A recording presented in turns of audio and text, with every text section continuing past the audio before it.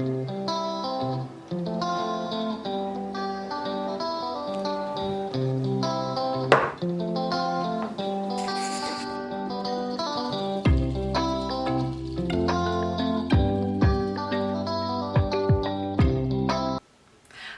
I'm Rita with Everything Homemade, and I just want to say thank you so much for purchasing the sourdough culture from us. And in this video, I'm going to show you step by step on how to activate your culture. If you're new to culture, this might be something that is a bit overwhelming on how to activate it, how to take care of it.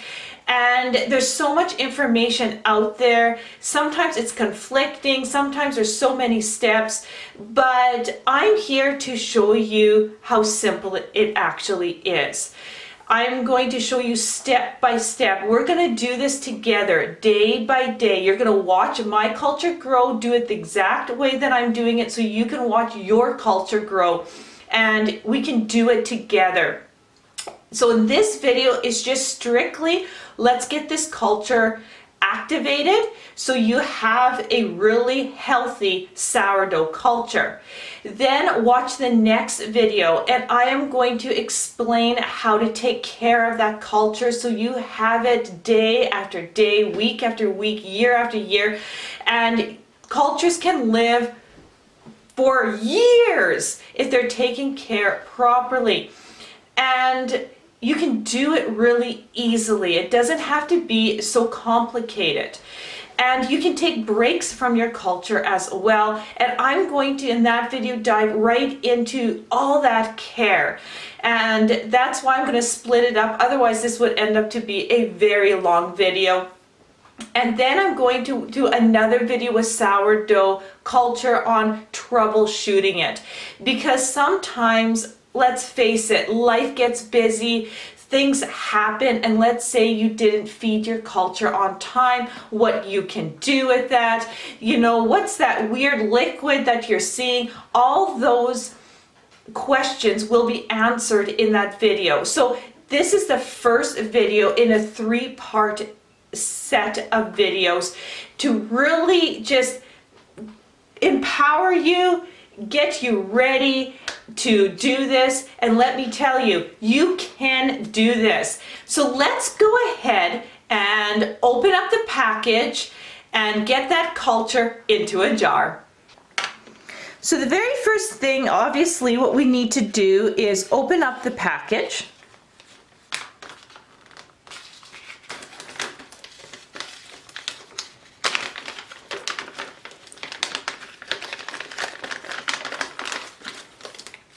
And out come 2 cultures packages, and I always like to include 2 because what if you mess up on the first one, you got to back up. So put this culture either right back into the pouch, store it in the freezer or in the fridge, and it will last for a few years. So just make sure it's in a cool area. So I'm going to set this package aside.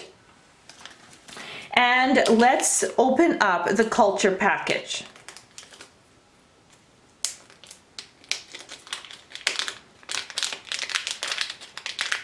Okay, so I have it open. It almost looks like a coarse ground flour. And what we're going to do is I'm just going to spill it into the jar. Give it a little, shake. Make sure you get everything out of that jar. Now that it's in a nice clean jar, you want to add in a 1/4 cup of whole wheat flour. Now you can definitely use just store-bought flour, but I would strongly suggest to use an organic flour, and if you can, freshly milled. Now mine is freshly milled. But you can even get a freshly milled from a health food store. Just kind of look around, but whole wheat. So what you want to do is put a 1/4 cup in, because this is what's going to feed your culture. Your culture is going to feed on the flour. And then you want to add in a 1/4 cup of water. Now you don't want to use chlorinated water. That will kill your culture. And you don't want to use hot water either, because that will kill your culture. So you want to just use either cool water or room temperature water, and then you just want to mix it really good, like really get it mixed up. I've got a long whisk here. You could do this with a spoon. Just get it really mixed, vigorously mix this up. So we are on a 1-to-1 ratio, 1 part water to 1 part flour, which again is 1/4 of a cup of flour to 1/4 of a cup of water. So take a look at that. It's all really mixed and good, and that's what you want. So now what you want to do is just remove whatever you're mixing it with. And now we need something to cover it. Now this step is really important. You got a couple of options here. I prefer just having a wide mouth plastic lid that goes over my canning jar, and I just place it over. I don't want to screw it. That's a big no-no, because you need the gases to release. So what you want to do is just put it on where it just sits on top.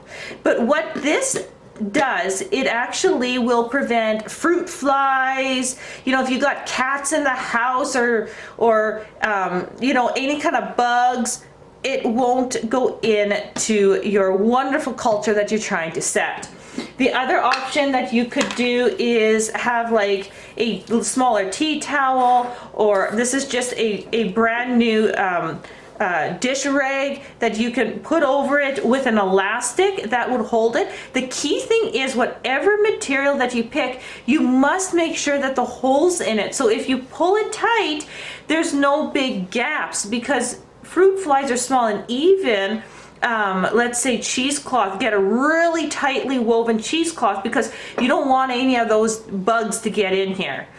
And let me tell you, fruit flies are attracted to the smell of the sourdough culture. So you definitely need to be aware of it. So you can take an elastic, get this nice and tight, that will work as well. What I'm going to do is just place my lid on top here and just leave it like that. I'm going to take this culture that is ready to get set up, and I'm going to put it in a corner of my kitchen, out of direct sunlight, out of direct heat, but in a warm room. So you don't want to put it beside, like, let's say a furnace vent. It just gets too hot, and you actually could grow mold really fast, or you could dry your culture right out, or it would grow so fast that it would just actually kill itself because it runs out of food and you didn't realize it. So just normal temperature, you know, will do. If you got a cooler place, this process is just going to take a little longer. So my house is at 21 degrees Celsius, so that's what I'm working with right now. So if you're a bit cooler than me, you may be behind a couple of days. If you're warmer than me, you may be ahead of me by a couple of days. So we're working with live culture, so there's always some variance that you have to be aware of. Now that you have your culture set aside, leave it for 24 hours. It's gonna have to wake up, the culture's gonna have to stretch since it's been dried, and just rehydrate. And it's gonna take a little bit of time, so 24 hours. So make sure you do this where you know that in 24 hours you're either gonna be back in the kitchen or that you can do the next step. And that's it. And that you can do the next step.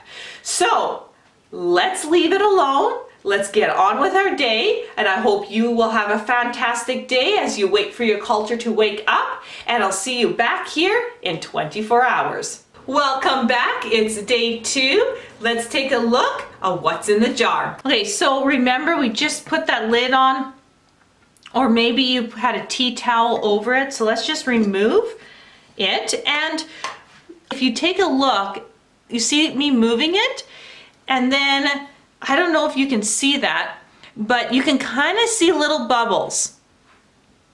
And that is the culture growing. Like, you got to look really closely, but you can see that CO2 that's being released very subtly, but it's there.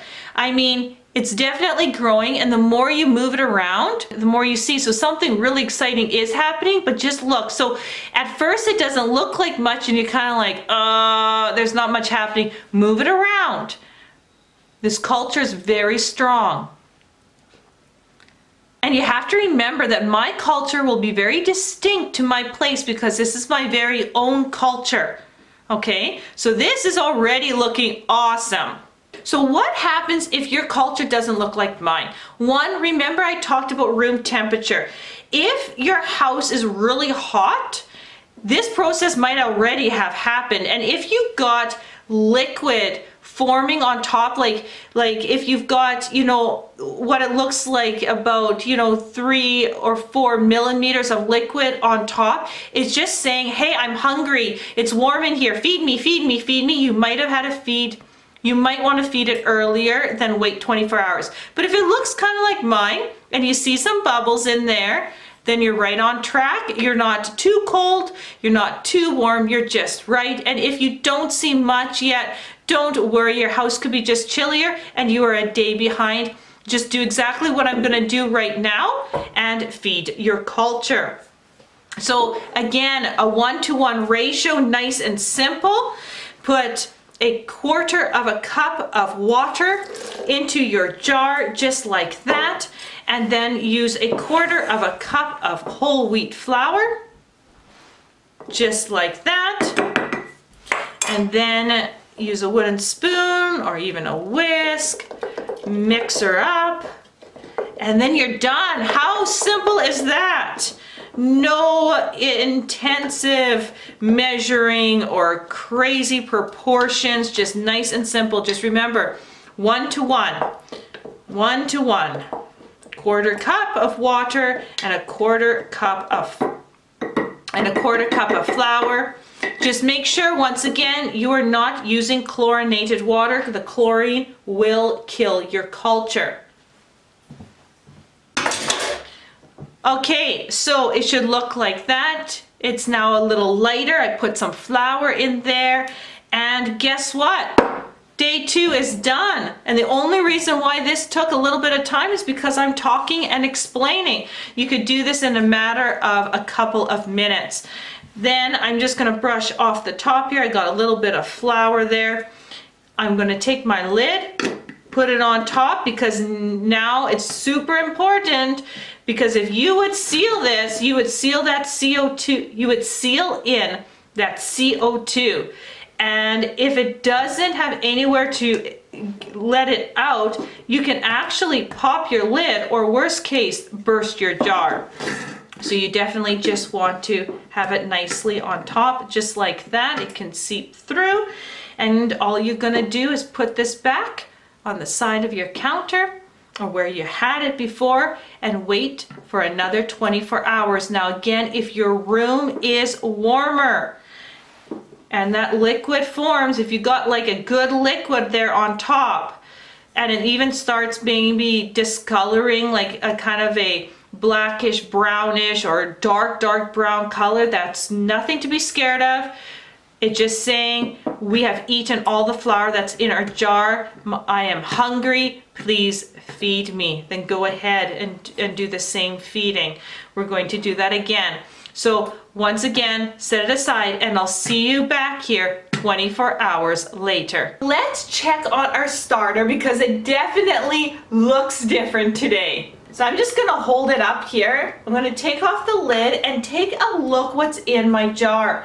You can see the bubbling, but you can see some separation here. And this culture is telling me, hey, I'm hungry, I need to eat.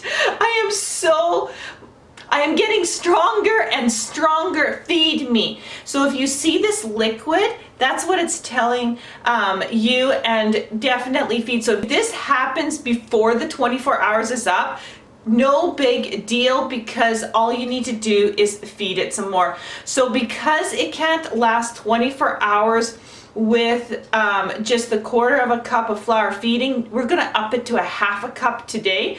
So once again, that same ratio is always going to be a 1-to-1 ratio. So in this case, instead of a 1/4 cup flour to a 1/4 cup water, we're doing a 1/2 cup flour to a 1/2 cup water. How much flour you put in is equal to the amount of water that you put in. So that's what we're going to do with the culture today. So what I'm going to do here is just give it a good stir first. And when I stop, you can see those bubbles. Right there, you can see it. It's such a healthy culture, so healthy and starving. It ate everything I gave it. So let's say you don't see what I am seeing in my jar. Remember, temperature plays an important part in this. Then, you know what, if it's still, you know, it has bubbles, but it hasn't separated, just wait that 24 hours and then give it the feeding that I am doing right now. So I'm gonna just put in my flour here. Remember, 1/2 cup flour to 1/2 cup of water. I'm gonna check on it at 12 hours today because it's so active and happy, and we're gonna just have to feed this once more before we put it in the fridge, and then you've got your sourdough culture. So we're that close to getting this culture set up where you can start making recipes from it. How cool is that? Okay, so it looks like that. You can see the bubbles. I'm hoping you can see the bubbles. Because I just fed it, you're not going to see a whole bunch of action here because I just put in fresh flour. But we're going to check on this at 12 hours from now and see the difference. And you will see it happy and bubbling in the jar. So, see you back here in 12 hours once again. And don't forget to put on your lid. We're back here 12 hours later. And I'm just going to remove the lid and I'm going to tip it here. So you see all those bubbles?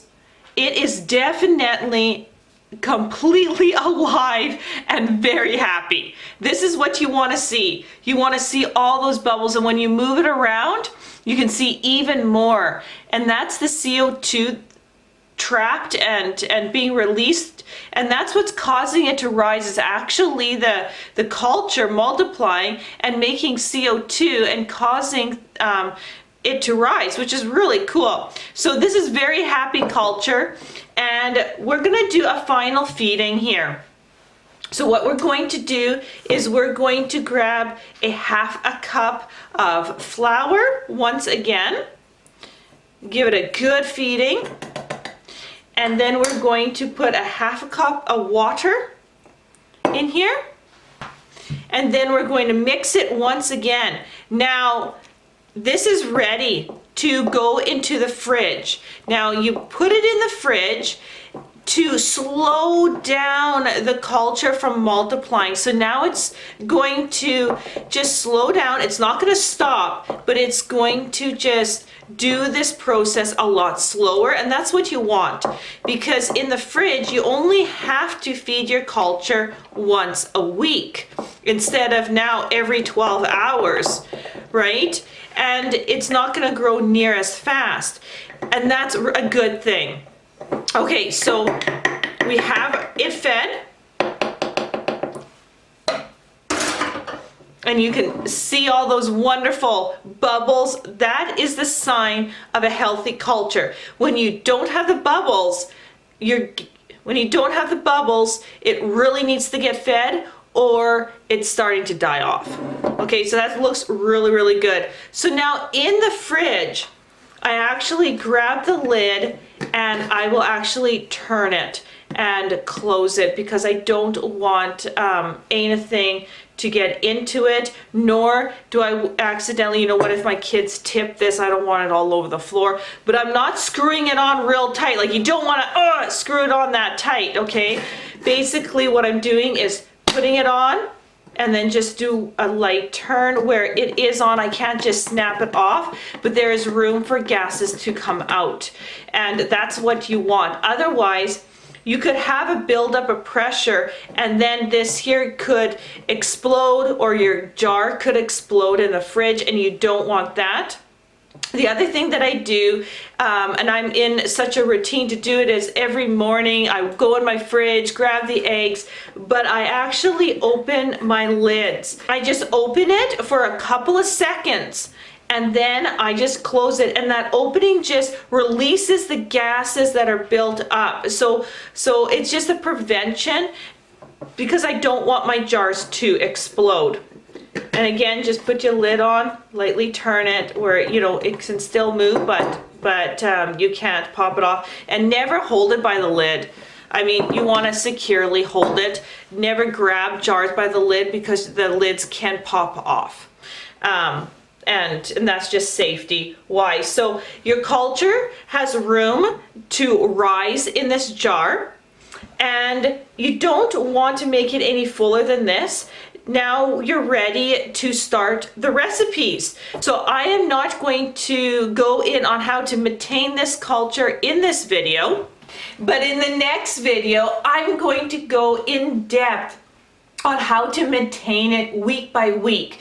So what if you're not going to bake that week with your sourdough culture? What do you do? What do you do if you need to feed it and there is not enough room? What do you do with the discard?